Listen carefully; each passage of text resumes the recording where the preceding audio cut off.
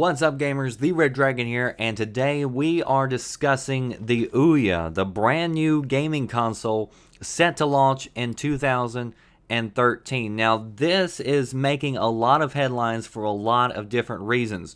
One, if you haven't heard about this console, stay tuned. I'm going to tell you pretty much everything there is to know about this. And even if you've been kind of following it, there's been a lot of brand new developments just over the course of the last few days that you may not have heard about. So I want to try to do my best to deliver a lot of information to you. So stay tuned.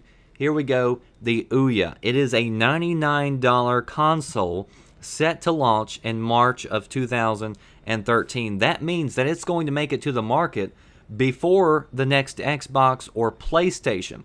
So while I am discussing all the features of this console, be thinking, is this something that could actually take away a few sales from PlayStation and Xbox?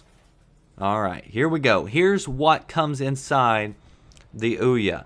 It comes with a Tegra 3 quad-core processor, 1 gig RAM, 8 gigs internal flash storage, HDMI connections for 1080p HD, Wi-Fi, Bluetooth, USB. It also has a wireless controller, and the controller, I'm looking at a picture of it. They just released it the other day, and it looks kind of like a mix of Xbox and the PlayStation controller, to be honest, and it looks like a really good design. It looks better than the Wii U, in my opinion. So it looks like a controller I could play on. But of course, the big thing about the Ouya is its platform that developers can build games upon. It's built upon the Android platform. Now, this is big for a couple of different reasons.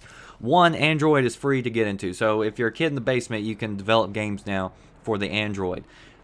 There's a ton of people already doing it. That means there's already a ton of content out there that could easily be brought to the Ouya. But don't be fooled into thinking that this is just a gaming console to play your mobile games on your big screen TV. They said, no, that's not the case. There's going to be games built specifically for this, and it's not just to play mobile games on your big screen. The big thing also about the Ouya is that it is completely hackable. You can hack it and it won't void your warranty. It says everything can be taken apart with standard screws, and hardware hackers can go to town developing whatever they want to with it.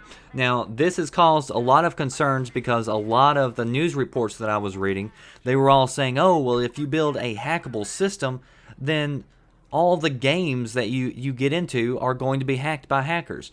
But they said no. They said the way the game system is set up, the games will stay secure. They're going to have a secure key feature on it or something to authenticate and make sure that the integrity of the game stays legit. Because if you take that away, if you get into games with a bunch of hackers, nobody's going to want to buy those games. So they're going to have to figure out some way to make sure that the games themselves are very secure, but allowing you to do with the hardware whatever you want to, or develop some new stuff for the hardware. So that's the point of rooting and hacking.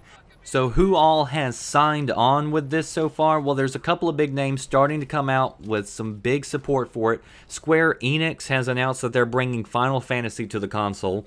Robert Bowling, who you might know from Call of Duty, he's bringing his games to the console. So there's a lot of people getting behind this, including all the gaming content that could easily be brought on by any developer. So this makes it really easy for indie developers to get their games out on the system for pretty much free.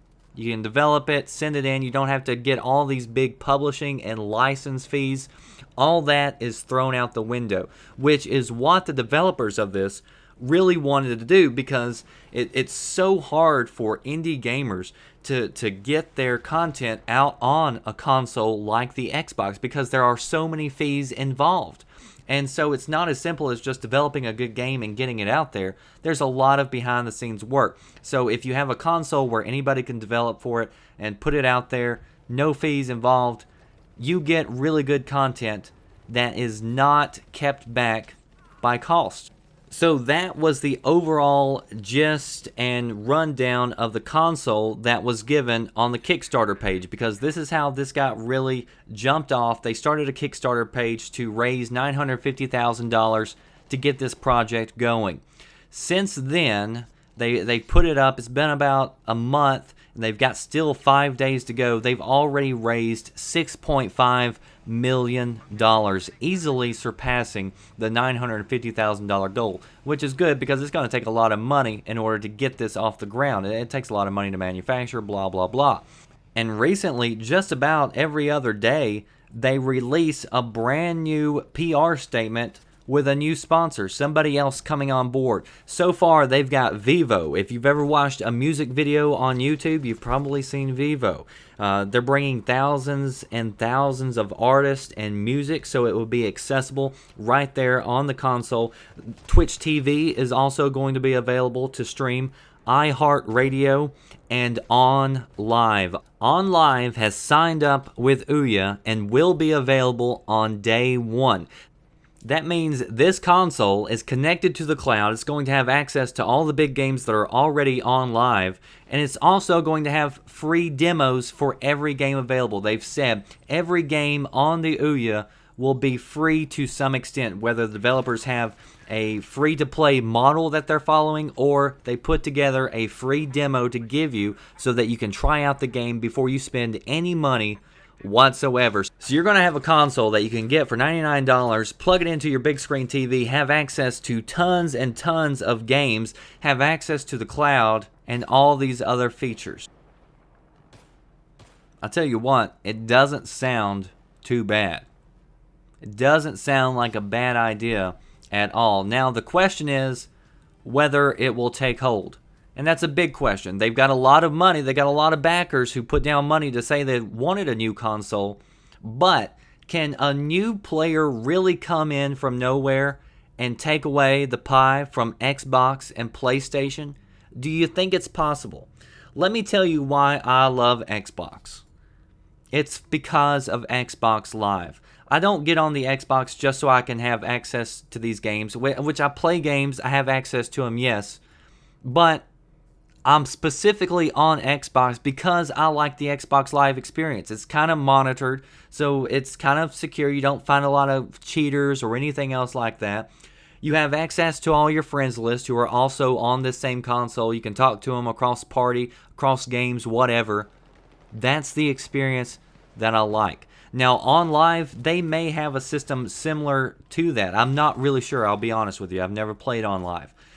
Ouya might have their own system built into it. I don't know. But that would be my biggest question mark when it comes to the Ouya, is how they will handle multiplayer. And if they can build a system that's like the online portion that works, kind of like Xbox, then I think it could be big.